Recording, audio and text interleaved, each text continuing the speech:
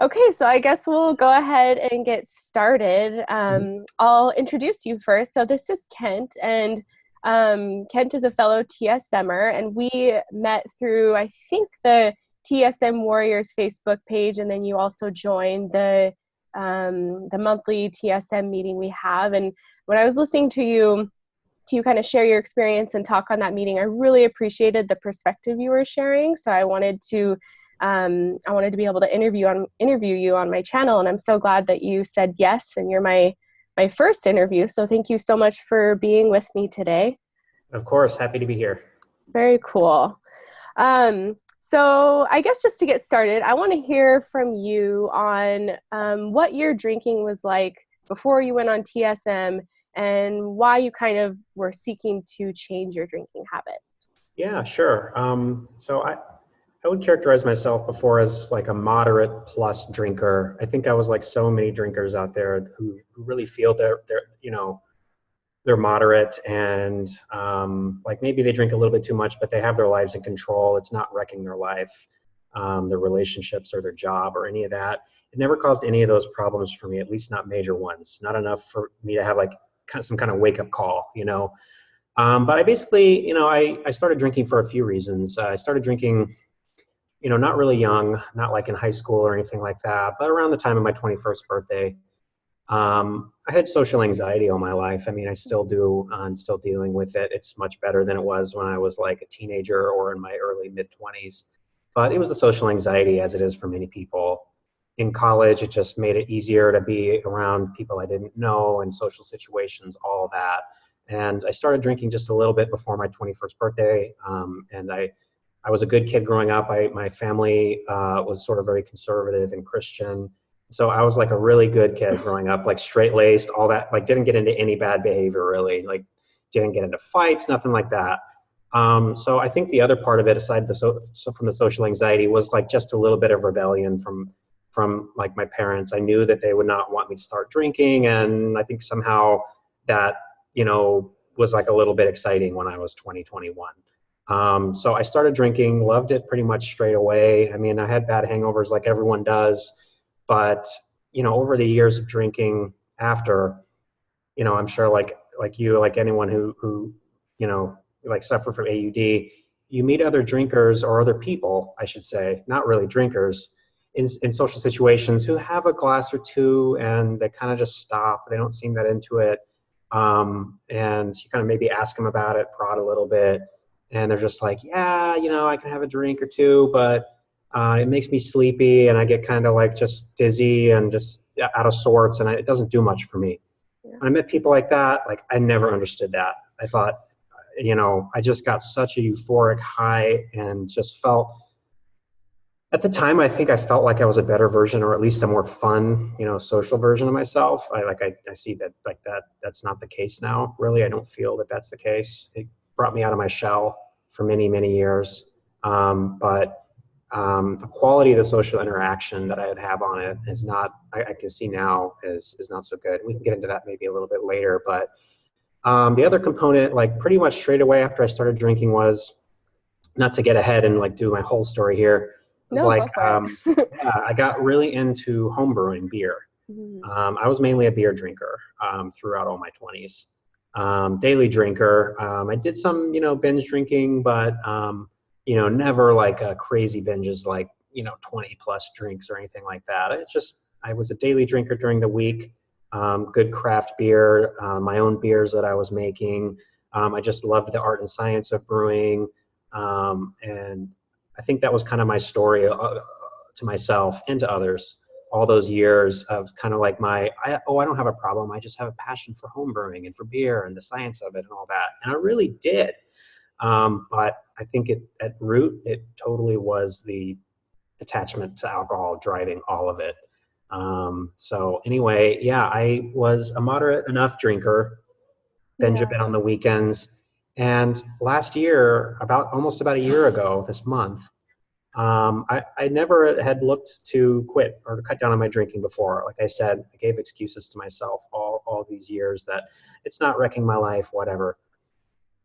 I read an article in The Atlantic called The Irrationality of Alcoholics Anonymous. Have you read that article? I have, and it's amazing by Gabrielle Glazer. I'll link it Yes, below this video for people. for sure. Great. Yeah. It came across my Facebook feed one day, and like many people these days, I like to hate on Facebook, and like they're driving all of our behavior with their algorithms and just choosing what we see in our feed and all that.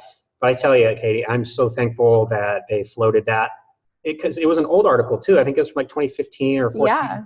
And sometimes the Atlantic like shares old articles just randomly on their Facebook page, and it floated in my feed. I never had been to AA or considered it, but I just, as kind of like a skeptic, and a skeptic against kind of a religion too, and AA's ties to religion, I kind of just like, oh, it seems like I'd be interested. And that article really spoke to me. I had never had heard of TSM, and when the author, when she talked about TSM in there, it's made perfect sense to me. The science of it made perfect sense, and I thought, oh, if this could even help me just cut down on my drinking. But I certainly, abstinence was like not on my radar. I thought, no way I'm ever going to quit drinking in my adult life, like completely.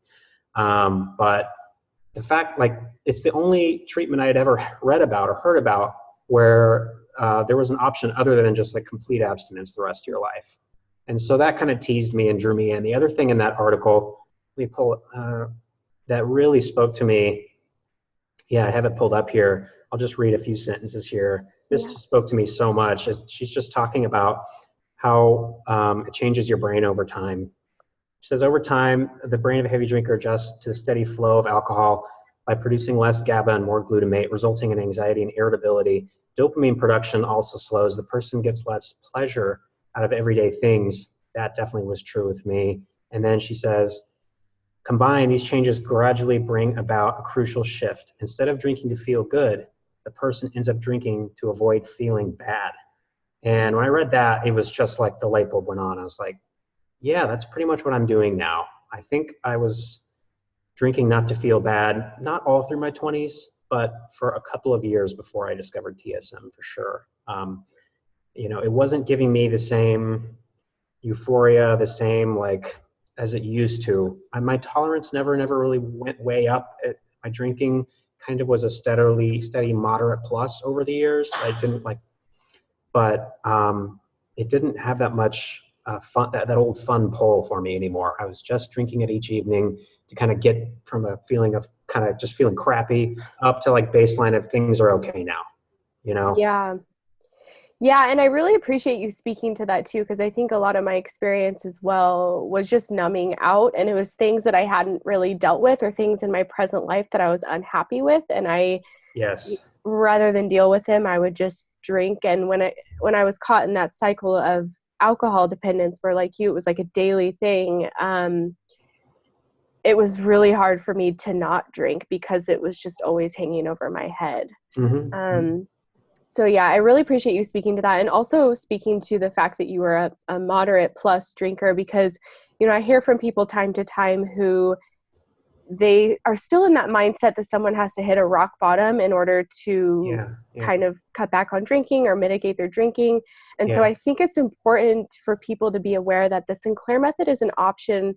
I was just on the virtual call with Claudia Christian, and she was saying that even if it's someone in, just getting into college and they're already binge drinking, like, why not get them on Naltrexone? It's a totally safe, non-addictive medication. And Yes. Yes. it's sort of like a preventative. And so, I've had people ask me too, like, you weren't like drinking morning to night every day. Was it bad enough? And it's, Yeah.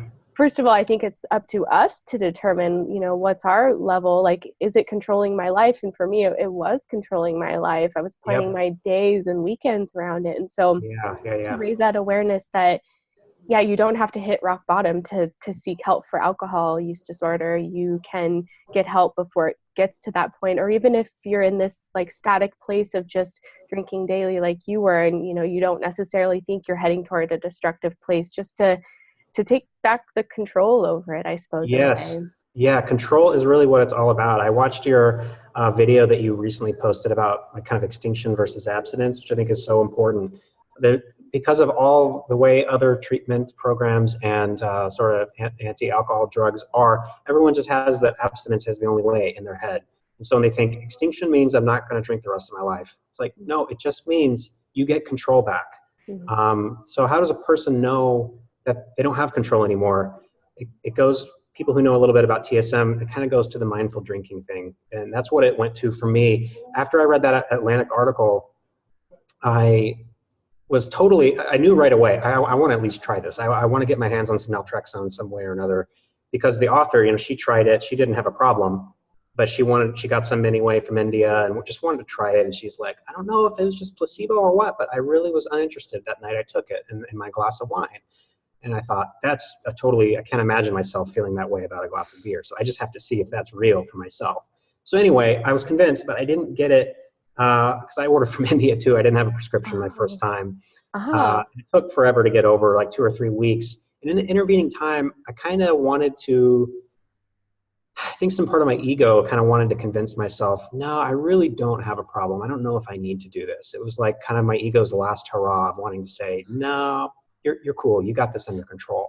And so I made a pact with myself every day, whether I was drinking at home, which was most weeknights, or out at the bars or a restaurant, my favorite German restaurant down the street, and I love German beer. I used to go there like a couple times a week, Didn't matter the scenario. I made a pact with myself. I said, at the beginning of every night or day, before I have my first drink, I'm just going to say, this is the number of drinks I'm going to have, and cap it at that. And some nights I would say, I'll allow myself 2 drinks. Some nights, if it was a Friday, Saturday, I would give myself some slack and say, I could have 4 beers, 5 beers tonight. And to my surprise, almost every single time, probably 90% of nights, I would go over by a few drinks. Wow. And that was so embarrassing and weird to me at first. I was like, okay, I only made the pact with myself just like 2 hours ago. And it happened again. And then the next night, I might even kind of try to, I think I didn't know I was doing this, but I might even kind of try to like game it by being like, I know I said 2 yesterday and I wound up having 4. Okay, well tonight I'm going to allow myself 4. But then I'm going to have 6 that night. Oh my gosh. And so what I told I think I wrote in the Facebook group one day, I was like, I was always if X is the number of drinks you allow yourself per day, I was always at an X plus 2 or an X plus 3. Sometimes, some nights, weekend nights, maybe a little worse. But my point in that thread that I wrote was, you don't have to be an X plus 20 for the Sinclair method to help you. If you're X plus anything, then you have a control problem. And if it's like that most nights, I was shocked. I really thought I could do it. And there were times in my 20s where I would go off of, drinking for a few days or a long weekend or even up to a week. And I didn't have I wasn't sweating or having massive physiological withdrawal or anything like that. And those few times that I would do that, and they were pretty few and far between, I'd say, see, I did it. I'm okay. Don't have a problem. But when I was waiting for my naltrexone to arrive from India, and I saw every time I told myself, okay, it's Friday, I'm going to have 5 drinks tonight, I would have 7 or 8.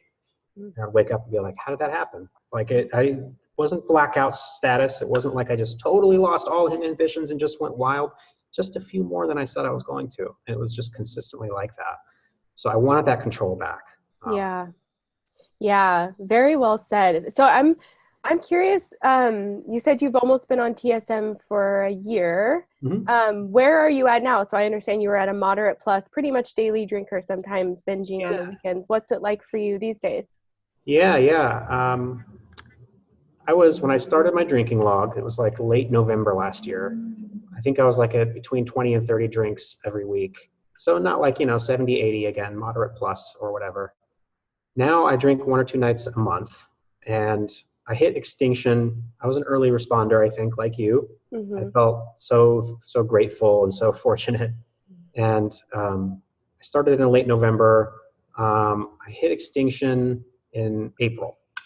And again, to that video you made about Extinction versus Abstinence, I didn't drop down to 0 by any means in April. I still was drinking a couple nights a week at that point. But it was a couple nights a week, not every night or 6 nights.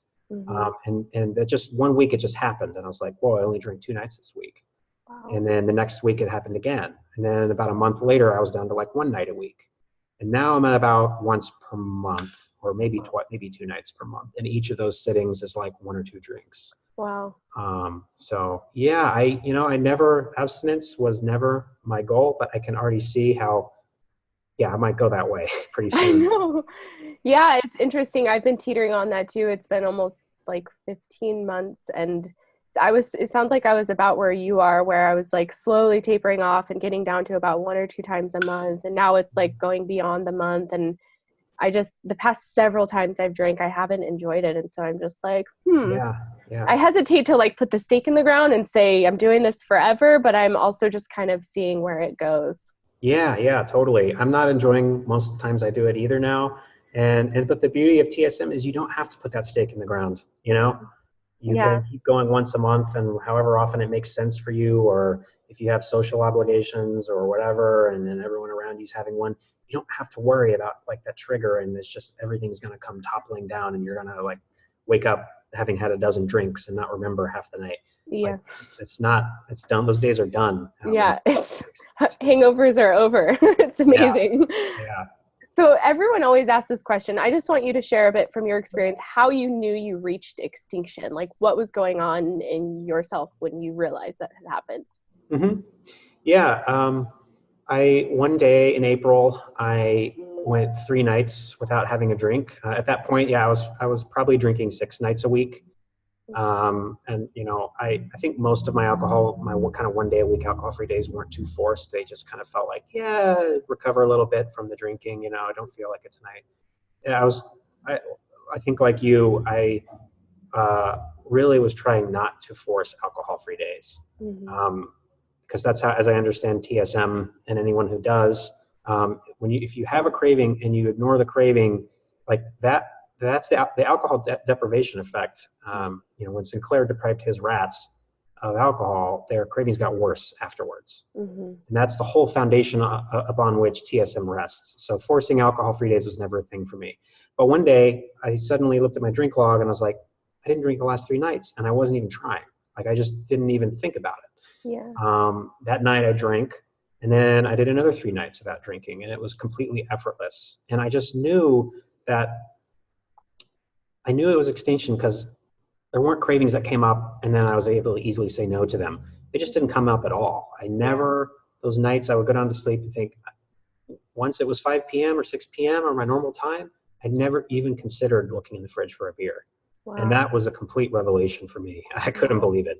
Yeah. So, Yeah, that's really cool. And I think that's the important part about extinction. Like when you realize it, I think people might think it's going to be this moment in time when it hits, but it can be over a period of days, weeks, or for me, it was like a month where I was like, I haven't craved alcohol in a month and looking at my drink log and my pattern. And that's when I realized I was at that point.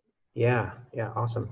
So I know you mentioned too about the alcohol-free days, and I just want to touch on that a bit more because in the Facebook forum, I see it too, where it's like, hey, who wants to do alcohol-free Monday or the week or 30 days? And so can you speak a little bit more to your experience on that? Because I think it's a really important point about forcing alcohol-free days when you're on the Sinclair method.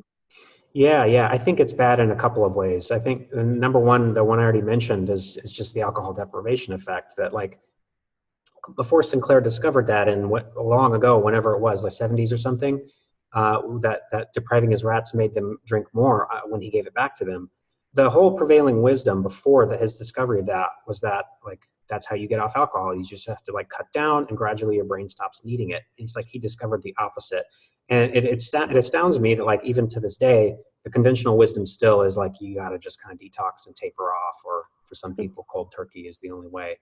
And that mentality is still just the main one, is the pervasive one among therapy circles and rehabilitation circles. And so I think a lot of people who come to TSM from different, having tried different therapy, whether it's AA or whatever, are still carrying that old mindset with them. And it's like TSM is different from them all.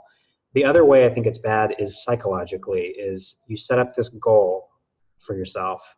And it's like TSM is a long game. Slow and steady wins the race. But if you set up yourself a goal, I'm going to have 3 alcohol-free days this week, or I'm going to have a whole alcohol-free week. When you fail that goal, and if you're early on in TSM, you probably will, then you start beating yourself up about it. And you have all this negative rumination and self-criticism about it. And, researchers, people who have studied willpower, found, I think there was I read a book either earlier, like last year or earlier this year, called The Willpower Instinct by a professor at Stanford, Kelly McGonigal.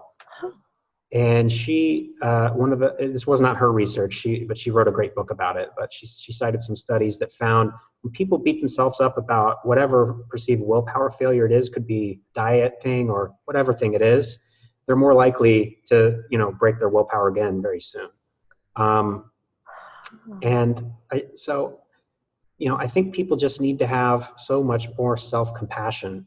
If they say they're going to have an alcohol-free day, take a step back, realize where you are in TSM, realize that many people take a year or more to get to extinction. Have some compassion for yourself. And it's easier said than done, for sure. But if you could just not set up that goal behavior to begin with, where you're constantly measuring, am I improving? Is this week better than last week? You're just setting yourself up to be disappointed in yourself. And then that can actually lead to just more and more tumbling down the rabbit hole of just binging more. Anyone who's done TSM knows it's not linear progress. You'll have a good week, you'll have a bad week, then you'll have a really good week, then you'll have a really bad week. And I did that throughout the early spring and late winter when I was just 2 or 3 months into TSM, a lot. Yeah. I just had to kind of try to stay detached and say, this is fine. Every drinking session is still getting me closer. It's just, if you zero in on any one day or week, you can always find a bad one. So exactly. Yeah. And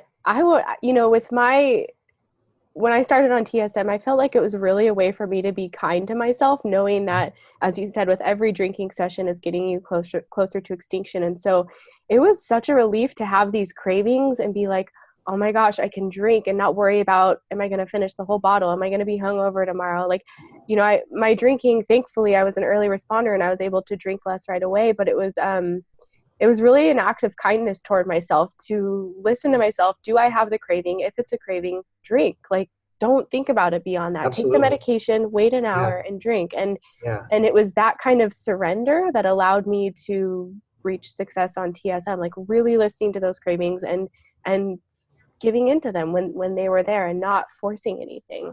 Yeah, totally. I tried to be mindful of the kind of the different situations that I would drink in, and make sure I don't know, this is just my own experience talking here. I don't know if this is like actually how it works in the brain. There might have been a bit about this in the movie in One Little Pill. I don't remember. But, I would have a good week or two where, most nights I would drink at home, either by myself or with my girlfriend. And so those would start to get easy with either not drinking too much or just going alcohol free. But then when we do go to my favorite German restaurant, and I'd realize, I haven't really had a TSM session at the German restaurant here with my schnitzel and my beer yet. And I would think maybe because just this environmental setting is triggering, there's a pathway in my brain of going to the German restaurant here that I need to extinguish that path now, and I haven't done it yet. So if you're in but if you're in a more rare scenario where you usually drink and you haven't had a session with that kind of set or that setting yet, then go for it. Absolutely go for it. Don't say, no, people in the group are doing Sober October or whatever. Just go for it. Yeah, I know you mentioned that in one of our TSM meetings briefly, and that really opened something up for me. And the way you describe it in all these different pathways, there could be hundreds for each person that trigger alcohol. I know for me, I haven't drank in over a month. It doesn't sound good to me anymore, but it's fall and I used to day drink and cook soup at home when it was fall. Yeah. And so I'm I'm having this slight inclination to have a drink, but I don't know if I will or what, but it's all these things. And even after extinction, they still come up where it's these triggers are there in a way, and it's whether or not you feel like you need to drink and extinguish them, or is it just a thought that's passing that you're going to let go of? Totally. Yeah. And I usually just if I have the thought and notice it, whoa, I haven't really thought about beer at all in this month. Yeah. And I usually do wait, do the mindful thing and just be let's see if it comes back. And if it comes back in an hour and then I wait again and it comes back in another hour, 3 strikes. So it's okay, it's time to pop the pill right now. Yeah. So that's a great rule of thumb. Yeah, totally. And even if the last time, I guess I drank last about a week ago, and I knew going into, I'd been thinking about drinking last Sunday. It was a week ago Sunday. And I was like, oh no, like I'm not going to feel that good drinking. It's not going to be that like pleasurable or whatever. But I just kept thinking about it anyway. Yeah. And once I had it in my head, I was like, hey, I need to do this. So, Yeah. Yeah, exactly. Yeah, yep. that's so interesting. So, um, why is it that you think you were successful with TSM? I know we've talked about the alcohol free and how you didn't force that along Yeah. the way. Do you have any other tips or thoughts on that? Yeah, yeah. Well, first off, just being kind of realistic, like I wasn't a super heavy drinker. I don't know why I never got to that status because I drink every day for, most almost every day for 9 years or so. Hmm. Some people can do that and kind of like stay moderate plus like I was, and some people they ramp up and up and up and up over the years. I never did, and I don't know why, but I think I don't know for sure if I have much alcoholism in my family. Maybe a little bit, but it's not like rampant or anything like that. So that could be a thing. But also, I had a good childhood and no trauma, and a family that loved me. And I know it's when I see some of these stories in the Facebook group from people who just have such relational problems in their lives that I can't imagine going through, especially without TSM before learning about TSM, like trying to cut down on your drinking when you have a spouse or family members who are just like super mad at you, not supportive, threatening to leave you, things like that. I can't imagine.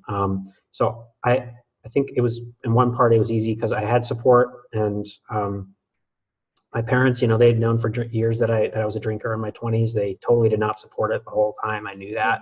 I never really talked about it with them. But when I started TSM, I wanted to be open with my mom, and I talked to her about it, and she was a little skeptical, but I think she was supportive and like happy that I was like saw that I had a problem. Yeah. So I had support. That's one thing. But I think the other thing was I was optimistic from the first time from when I read that article in the Atlantic. I was so convinced by it. It made so much sense to me, and not I'm going to quit drinking again, but I thought, oh my God, like in 4 or 5 months, I'm going to be like healthier. I'm going Mhm.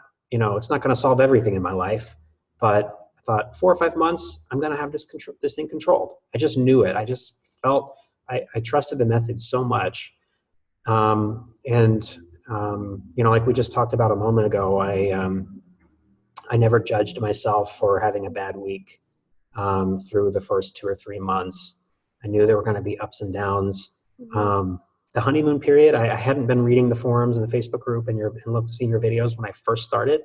So I did have that honeymoon period like everyone the first few weeks where like my drinking went way down, and I kind of got my hopes up at first. And then once I started having the ups and downs a week or two after that, I had a brief period where I was like pretty down on myself. But as I started, plugging into the Facebook group more and understanding that this is how it is for everyone, then I kind of gave myself a break. So yeah, I think just like being really optimistic, and it's I try to promote that so much on my comments in the Facebook group, and it's easier said than done, right? I mean, I don't know how to make people be optimistic. But I think one thing that has helped me to answer, I think, another part of your question, or like other tools. I've seen some of your videos, and you're into mindfulness and meditation too. Mhm. That has been, I think, a pretty big help for me. So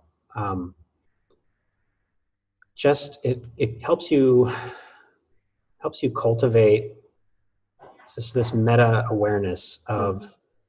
of just in your day-to-day life a little bit more of seeing the moment that a negative thought or a self-criticism comes into your head, Mhm. and recognizing it within like 5 or 10 seconds or even shorter of when it comes in, just recognizing it instead of getting caught up in it and then ruminating for an hour about how much you suck for having not wasted, but having been drinking so much for 9 years, and oh my God, I could have like been so much healthier in my 20s, and I could have done this thing with my career path and all. Before you get caught up in all that, you see that first thought for what it is. It's just a thought that comes into your head. Mhm. And that doesn't make it go away automatically, but it's a really profound and powerful thing. It can be. So, um, Yeah, very well said. And I think, yeah, I totally resonate with what you're saying. And just taking that time. Like something for me was like the inquiry, just asking myself these questions like, why am I craving, or why am I feeling this way? Why do I want to drink today? Or why am I drinking more today than I did last week? Like I would always ask myself these questions, and like I didn't always get answers, but I realized that by asking the question and being curious about it rather than feeling wrapped up and emotional in it, while I would from time to time, but just by being curious and open, like the answers would come. They'd come that day Mhm. or a week later, or I'd get insight. And it was again like that kindness to myself and that Mhm. curiosity rather than being so hard on myself and critical. Yeah, the curiosity. I think that's a great way of putting it. And it can, I try to remember that when I have harder times of like, if I have a meditation session in the morning or in the evening before bed, where it's just, I don't want to say a bad session, because that's not a good way of thinking about them, right? Yeah. A challenging one maybe, where you're just extra distracted and you're having negative thoughts and whatever. Just trying to be curious about it, saying, whoa, okay, my last 2 nights weren't, it's kind of like TSM, like you have rockiness along the path of your Mhm. meditation journey. And I'm still like not by any means an experienced meditator. And so I'll have like a really good week and then a few nights that are kind of like, whoa, I was super distracted and kind of down on myself. But Mhm. I just know that the next, in another few nights, it's not going to be that way. And the trick is, at least during the meditation session, it's hard for me not to want to, like you said, interrogate yourself and try to like to kind of psychoanalyze yourself and be like, oh wait, why am I having this thought right now? And then because that itself, of course, is analytical thinking, and you can Mhm. just tumble down, a hole of just or a train of thoughts that way. You can think about it afterwards, but yeah, I like the word you used, curiosity. And in Mhm. hard times, I try to remember like that's just how you've got to be about your own mind. Yeah. I know. And, now that we're kind of talking about, hard times or the way that our mind can be with us, I know you and I have had other conversations about Yep. depression. Like we both have kind of gone through cycles of depression. I've never been on medication for it, but Yeah. since becoming more sober, I'm feeling things a lot more deeply than I did when I was perpetually numbed out on alcohol. Yeah. Um, Not to say that I wasn't depressed when I was drinking, but I just wasn't feeling things as deeply. So I'm just curious what you think about the relationship between alcohol and Mhm. depression and how they kind of play into each other. Yeah. Yeah. Totally. I it's a complicated relationship between them, and it can kind of the direction arrow can kind of go either way or both ways. That is, Mm. you could first get into alcohol, and that could cause a lot of just depression because it's just messing up your brain chemistry, like that quote that I mentioned earlier from the Atlantic. Or you could kind of have some issues before you ever started drinking, and then once you start drinking, that just kind of smooths over those issues and pushes them down so that you go years and years forgetting really that Mhm. you have those problems, that you have social anxiety like I did, or whatever other problem. The alcohol just mutes it. I mean, that's Mhm. why it's so appealing, right? You just don't have to deal with the problems. But eventually they come back, they don't go away. And so I was hoping, I think I was like thinking more for me, I was thinking it was the former. I thought, oh, TSM, I'll cut way down on my drinking, and then even more, who knows, maybe I'll go abstinent, and then magically, like I had this vague sense that over the years that I had been kind of depressed on and off, but I never took it seriously. Mhm. And I just thought, oh, everybody gets depressed, right? And I just didn't think it was a real thing. I just thought, oh, that's one of the kind of insidious things about depression is you often don't give yourself permission to have it, right? Mhm. And so I kind of never did, and I just didn't take it seriously. So once I started TSM, I thought my depression is just going to lift because my brain chemistry is going to get right and all this. And much to my chagrin, the opposite kind of happened. Mhm. And my depression got a little worse in some ways when I cut down on drinking. Because as you said, I had the exact same experience. I started feeling more. Mhm. I just was this coupled with meditation practice, just being aware of feelings, sensations in your body, and just your environment, just being aware in the present moment. I was able to do that in a way that I never had when I was drinking, Mhm. and I didn't like what I saw. I realized I had these weird anxieties and tensions that I had been just smoothing over with drink all these years. So right now I'm still dealing with that. I never like I never have taken any like SSRIs either.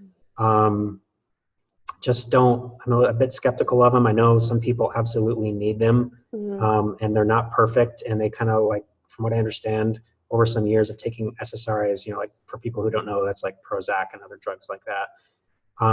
Over the years, they are become less effective, like many of these drugs like this for mental health. And I just have never taken them, and I've never done therapy either. But I'm happy to say tomorrow I am going to therapy for the first time in my life. So, Oh, wow. That's yeah, amazing.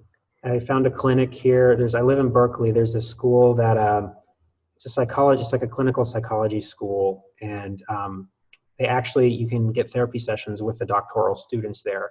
And so because it's like with a student and not with like somebody who's been practicing for 20 years, it's a lot cheaper.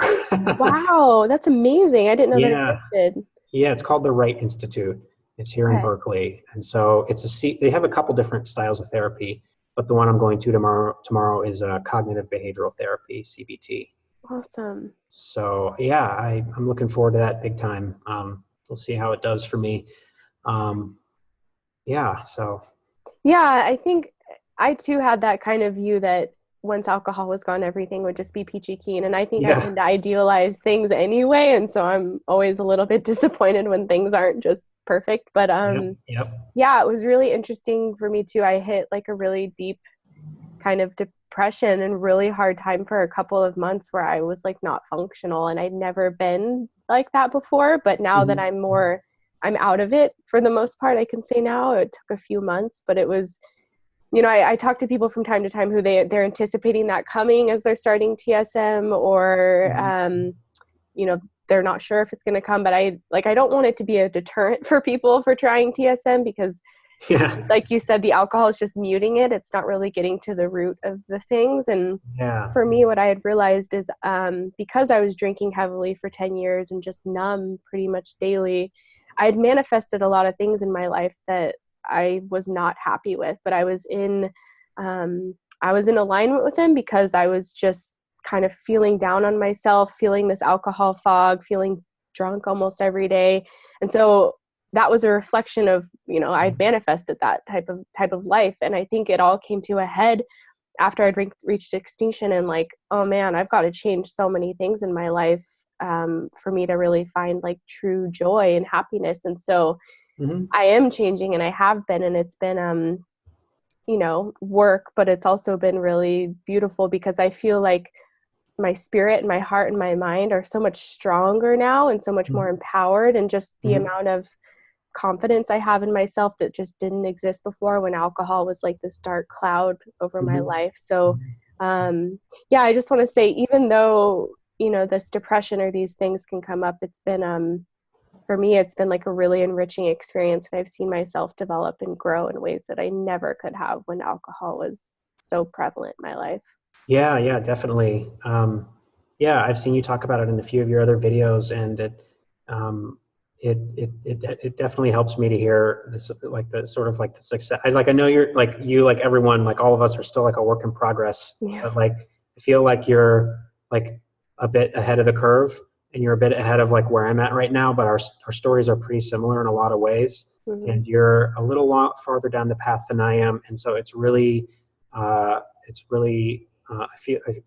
just like hearing your story a lot because it makes me feel like I'm going to be there soon, you know. And you know, like a week or two ago, I had a really good few weeks, best that I have since I was off TSM probably.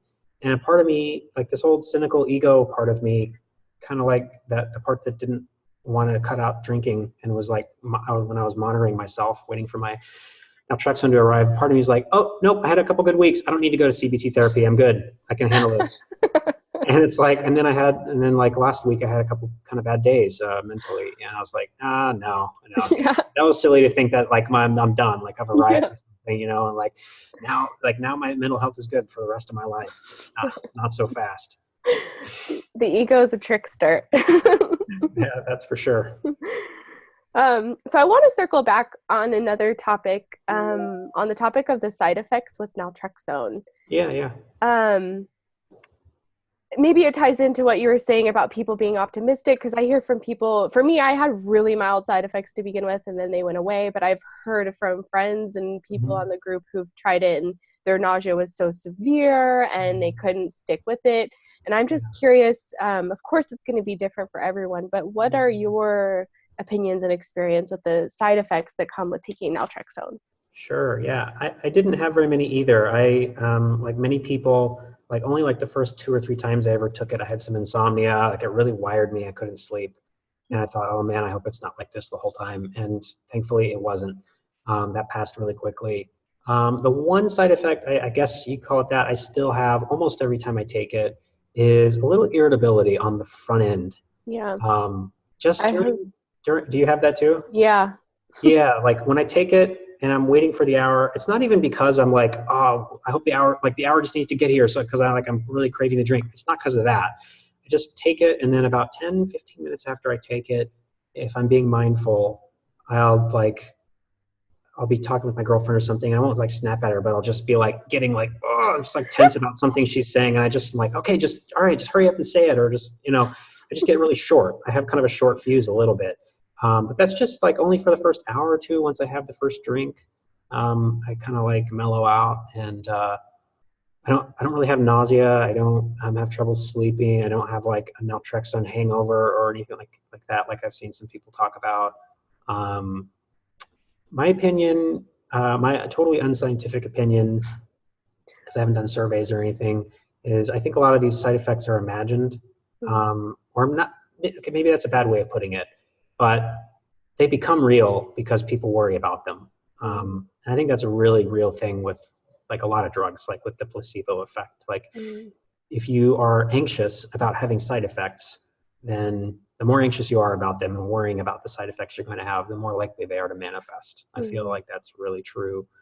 Don't have the evidence to back that up, but I think, I just intuitively feel, and with that's how a lot of drugs work, I think, and just the placebo effect in general.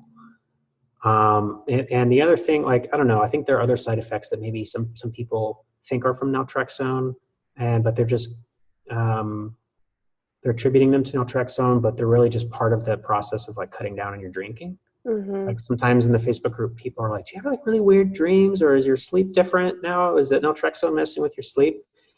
It's like, alcohol is so disruptive to your sleep that like once you start drinking less of it, you're getting better sleep than you have in a long time.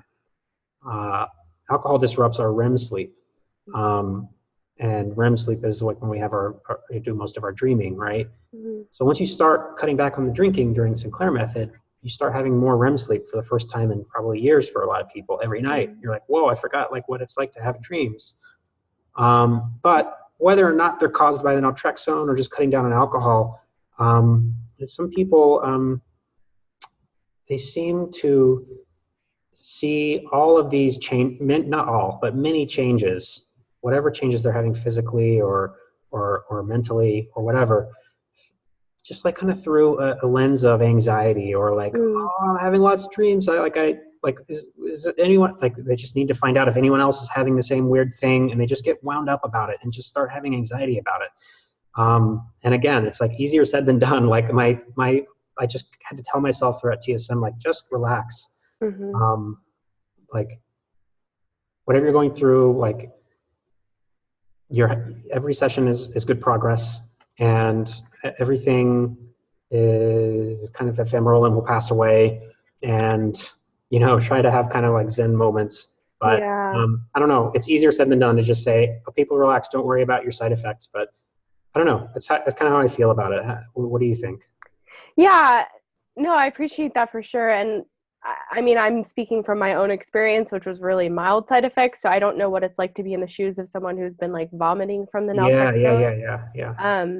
But at the same time, like I've heard people speculate in the Facebook forum, like, is it the naltrexone, or are you just really feeling the effects of the alcohol? Kind of like what you were saying about the sleep. Like, are you vomiting because of naltrexone, or are you vomiting because naltrexone decreases the pleasure effects of alcohol? So you're really feeling like the non-pleasurable effects of alcohol. Yeah. And I wonder if there's been studies. I don't know, but Yeah, one thing that's been happening to me lately when I drink is I get the naltrexone hangover, even though I'm having one drink is Just one it. And drink. so I'm like, I'm not awful the next day, but I feel out of it and kind of a headache and nauseous. Yeah. So I don't know if that's linked to the naltrexone or I'm just super sensitive to alcohol these Since days. you're not But drinking every day now. Yeah. yeah. Yeah. So yeah, I don't know. It's I'm definitely a believer, and like I also believe, like you too, like I just believed it was going to work for me. Like it was kind of like my last hope, you know. I was at a point where I was like, maybe I just am meant to drink really heavily. Like it runs in my family. Like, okay, this is who I am, and this was like my last ditch effort kind of. And when I saw Claudia's story, I was like, this is going to work. Like I just know it's going to work. And I never doubted it for a second. Even when my drinks would go up, I was just like Yeah. trusting the process. This is going to work. And so um yeah, with the side effects and having optimism, and I don't know, maybe it is the fear of the side effect that's manifesting it, or who knows. It's interesting to speculate though, and hear your thoughts, Mhm. and maybe someone could notice a difference if they shift their mindset a little bit about how the medication is going to land with them. Yeah, it certainly can't hurt. And I don't want anyone to think that I'm saying like that they're all their side effects from naltrexone are imaginary. And some of them, some people really are struggling. But yeah, it certainly can't hurt to allow yourself to relax a little bit. Yeah. Um, One thing I thought about one random day in the middle of before I hit extinction and all that, when I was just telling myself like to relax and trust the method, I thought about it's kind of like a tangent, but back to my homebrewing days. When I got into homebrewing, there's this book I had that was an old book, an old homebrewing book from like the 70s or 80s. This guy who was kind of like was the original champion for homebrewing in America when it became legalized in the late 70s or so. And he had this catchphrase that he repeats all throughout the book for when people are worried they're going to mess up their beer or something like that, or do something to make it just crappy. He said, "Relax, don't worry, have a homebrew." And I thought that is like the homebrewer's mantra who's getting started. And I thought, how cool is it that TSM allows me to have that same mantra to quit drinking? Relax, Mm, don't worry, pop the pill and have a homebrew. So I thought that was pretty yeah. cool. I just got chills. I love that. Yeah. Are you still making beer, or are you no longer? No, I'm not actually. I'm glad you asked me that because when a little bit before I hit extinction, even I started losing interest in homebrewing. And I wasn't just a home brewer. I was also, well, I was a home brewer. I would compete in competitions. I got a little competitive. It became, I became a certified beer judge at a certain point. Wow. You have to study and take a tasting exam and a little multiple choice exam and eventually a written exam when you get to the higher ranks and all. It's kind of like the wine, being a wine judge. It's, I mean, not as intense as becoming a sommelier, but um, I I had a lot of it was my main hobby for many years, and I liked like the people, like craft beer people are just like fun people, right? They're just like super chill, relaxed people. I was just part of this whole homebrewing culture for years, and even before I hit extinction, I noticed I just wasn't caring about it much anymore, and I was a little sad about that. Um, but I couldn't help it. I couldn't force myself to care about. I thought, oh yeah, I mean, I know I'm drinking less, but I have a couple favorite beer styles that I should make those again. But then I just wouldn't do it. I just wouldn't have the motivation or the caring to go do it. And that for me was, along with the week that I reached extinction, that for me, the time when I noticed that, like I'm not having obsessive thoughts about homebrew, about my favorite hobby, and about this hobby around which I've like built so much of my identity over years. Wow. I realized naltrexone. I realized that the alcohol addiction was at the root of everything in my life having to do with alcohol. And I told myself that story for years that like, oh no, it's not really about I just like getting drunk and the euphoria and the reverie of that. It's like I have this hobby and it's science and art and all that. I Yeah. realized it was all, that's the moment when I realized it was all a story I was telling myself, that it's not just the cravings that disappear. I used to I remember like when I was a young home brewer, like when I was probably like 24, 25, Mhm.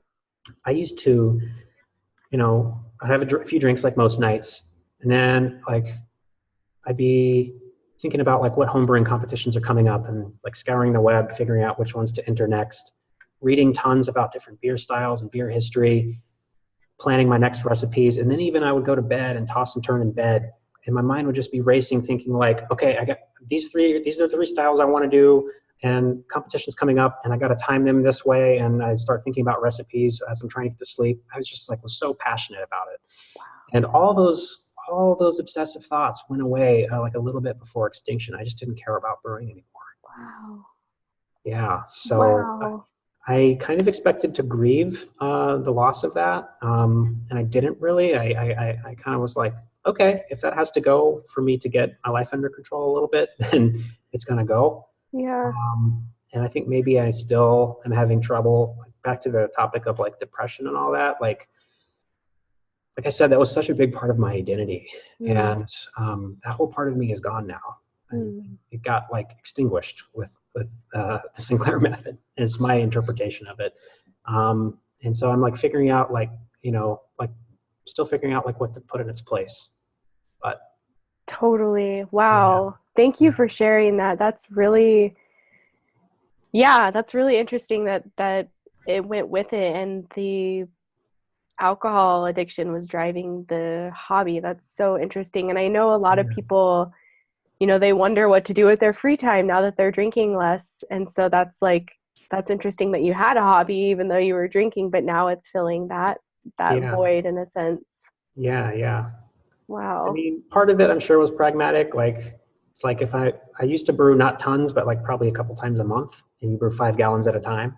It's like I'm not drinking enough to consume all Yeah. that output now. So maybe part of it was a little pragmatic, but I just couldn't believe that like I used to be so passionate thinking, even just thinking about a beer recipe and I remember like what the judges said last time I made it. Here's how I'm going to tweak it next time. And I go to the homebrew store and grind the malt and smell the fresh malt as it's coming out of the thing, and get so excited for brew day. And all that's just gone. I Wow. don't, I don't know if every home brewer who might do TSM would have that same experience. I'm not saying like it's Yeah. the alcohol addiction is at the root of it for everybody. Mhm. Maybe it's not, but I think for me it really was. So Wow. Wow. That's so fascinating. I guess I want to finish up with one question and just mhm. ask you to share any tips or tools you have for people who are either just starting out or who are considering TSM or struggling on TSM. Like, what would you share based on your experience? Hmm. Well, I think you always put the links to the Facebook groups in your videos, so definitely that. Having support and people who are going through the same thing that you are is majorly helpful. Mm. Um, we already talked a little bit about mindfulness and mindful drinking, which is, I don't remember if Ray Escapa's book, The Cure for Alcoholism, mentions much about that, but I think it's now on like C3 website, and that's kind of now sort of, I don't know if it's officially part of TSM or not, but mindful drinking, but I think even go beyond that. Have some kind of mindfulness or meditation practice. Doesn't have to be if you're low on time, doesn't have to be every day. 10 minutes every day would be really good. Then like, I think maybe better than 2 30-minute sessions a week or something like that. Like having some kind of daily practice where you check in with yourself and have some moments of awareness and watching your mind and how it works is so helpful. Where to get started for that? There's a lot of apps out there. I haven't used all that many of them. I got started a few years ago by going on retreat, Mm. a 10-day silent retreat. I've done 2 of those now, and then a 3-day with the same center. Did you Not do everyone. Vipassana? Yep, Yeah. Vipassana. Yep, and there are a few different, I guess, kinds of Vipassana, sort of. But I did the Essen Goenka sort of Hmm. body scanning retreat. Same here. I did that one. Oh, great! Yeah. Yeah, how was it? I did that a few years ago it's crazy because you spend 10 hours a day meditating, and I was still very much in my alcohol addiction. And I remember Yeah, trying so hard at that retreat to understand the root of my alcohol addiction and how to drink less. And so yeah, much came up for me that was the source of, a lot of pain from like a previous relationship. And so I I felt Yeah. like I spent the 10 days processing that and didn't quite get to the root of my alcohol addiction. But I remember feeling so good and leaving after, 12 days and not drinking. And then I, like 2 days later, I was back in it again. Yeah, so was I. And my first one was 2016 December, and a year before I found out about TSM, and it was like it was when I got off retreat, it was like New Year's Eve a day later. So I was like, all right, let's go out and drink, So, but the I didn't start up a daily mindfulness practice after that first retreat, or even after my second one a year later.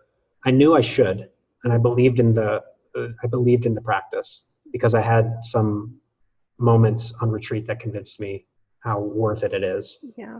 Um, and but it was hard because my mind was so distracted, and I was so, I guess, scared of not being able to sit with my own mind and all this ruminating about my past and my future and just myself.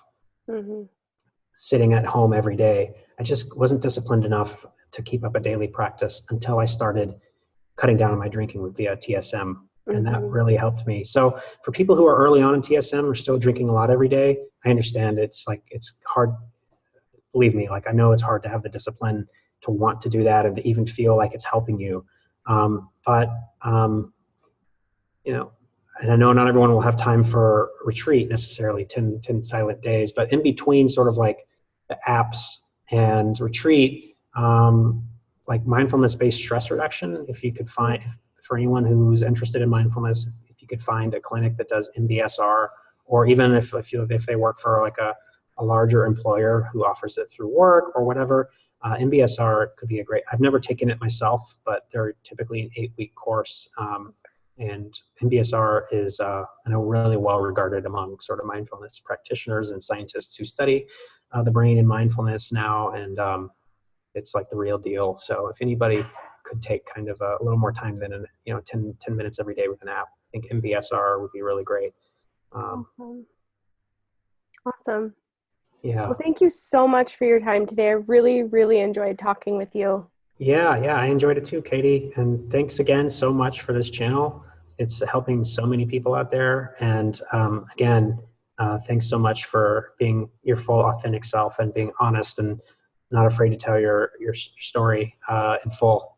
And it's inspiring to me, and it helps me to be more open too. And I think the more of us that kind of are open like this and aren't afraid to discuss, depression and our personal demons, kind of, then like the more others will share, and everybody will just be kind of feeling better and learning from each other's experience.